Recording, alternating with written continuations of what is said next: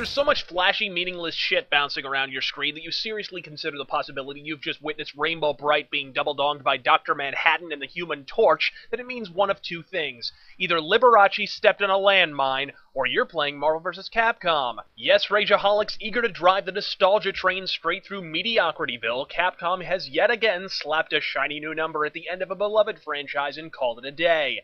Fanboys will get a half chub at the mere mention of the Marvel Capcom series no matter what I say for the next 5 minutes, so in the interest of my sanity, I'll be repeating the word underpants until it's time to roll the credits. Enjoy. Underpants, underpants, underpants, underpants, underpants. Yeah, okay, I should probably take a crack at this. The game has, like many Capcom franchises, been retooled to accommodate the modern consumer's phlegmatic cognitive processes, which have in all likelihood been dulled by bad anime, whose pacing falls somewhere between snail freezing to death and inert brick.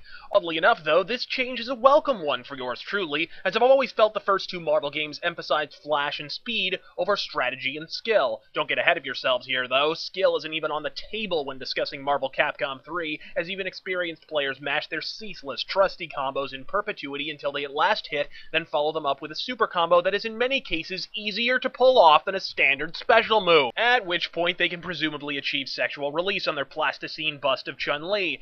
But RazörFist, I can already hear you tremulously shrieking at me. A couple of spammed combos followed up with a super won't ever get you a win in Marvel vs. Capcom 2. You still have to repeat the same bullshit at least 6 more times to get a KO in the first 2 games.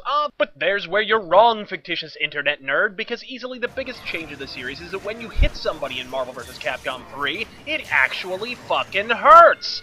Gone are the days of winning by countout. I actually had to do a double take more than once, as I actually managed to buy the farm in a mere 4 or 5 hits at times in Marvel vs. Capcom 3, which is easy to do with some of the most overpowered super combos you'll be contending with during the course of the game. Of course, if it sounds like I'm ascribing a logical thought process to Capcom's incidental slowing down of the game's engine, I want to clarify that this is most likely not the case right here and now. Let's not give these oblivious imbeciles more credit than they're due. This is Capcom we're talking about here, the same company that thought it was a bright idea to add Ultra Combos to Street Fighter 4. Ultra Combos which you earn by getting your ass beat, and which are easily twice as powerful as the game's Super Combos, which you earn by playing well. If you're now experiencing the overwhelming urge to repeatedly smash your face into a concrete wall, then you're doing far better than me at this point. But then there's the art style. The series dives headlong into the same cel-shaded shithole that every modern fighting game seems eager to scrape the bottom of.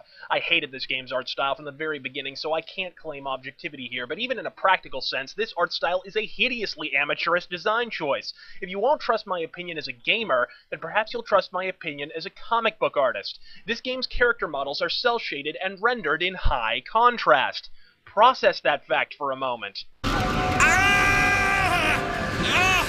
You are driving me insane! High contrast. To specify for the learning impaired, high contrast means that darks get darker, and bright things get brighter!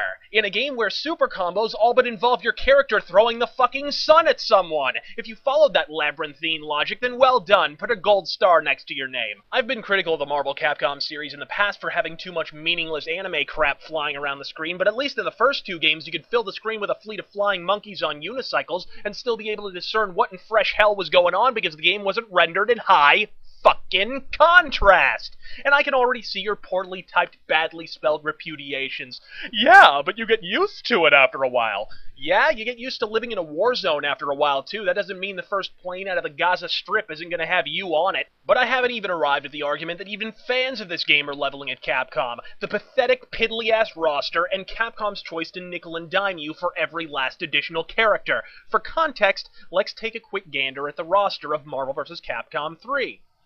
I suppose that's adequate. And now Marvel vs. Capcom 2. Sweet! Vaginal intercourse! That's 56 playable characters! And you didn't have to purchase any of them with useless Xbox Live points. There's no way for the fanboys to spin this except to admit that Capcom is flat out trying to take more of your money while giving you less actual content. Capcom even blatantly omitted obvious things in order to charge you for them later. Don't believe me? Let's peruse the selection of alternate outfits in Marvel Capcom 3 by using the Phoenix as an example. Okay, standard green Phoenix, good so far. White Phoenix. Okay, kind of obscure, only appeared on one page of the Phoenix Endsong graphic novel, but I'll roll with it. All black. What is that exactly? The Oil Phoenix? I'll let it slide, though, no pun intended, because it looks neat. But up next, it better be... Oh, for the love of... Anybody else notice one glaring omission? No? Nobody? Well, perhaps the Dark Phoenix saga rings a fucking bell. Now, I'm well aware there's a Dark Phoenix move in the game, and that her outfit changes for the duration of that move, but if you analyze this in cold conscription, you'll likely come to the same realization that I did. At best, Capcom are bad game designers for choosing not to give you that outfit outright. At worst, they're blatantly gouging your wallet for every last red cent, because you know Capcom will release the inevitable alternate costume pack, and it's almost a mortal certainty that it will include the Dark Phoenix outfit, and the Capcom fanboys will still be too busy spamming my comments section or posting this video on SRK to trouble themselves with pesky things like the fucking truth. Well, that's all I can take of Marvel Capcom 3. The validity of my grievances notwithstanding, this game will set records for video game sales, and people will salivate over every last cel-shaded frame of this hollow mediocrity, which is hilarious because the same people who leveled complaints of the Call of Duty franchise for the exact same rapacious behavior will defend Marvel vs. Capcom 3 to the death for doing the same thing to an even greater degree.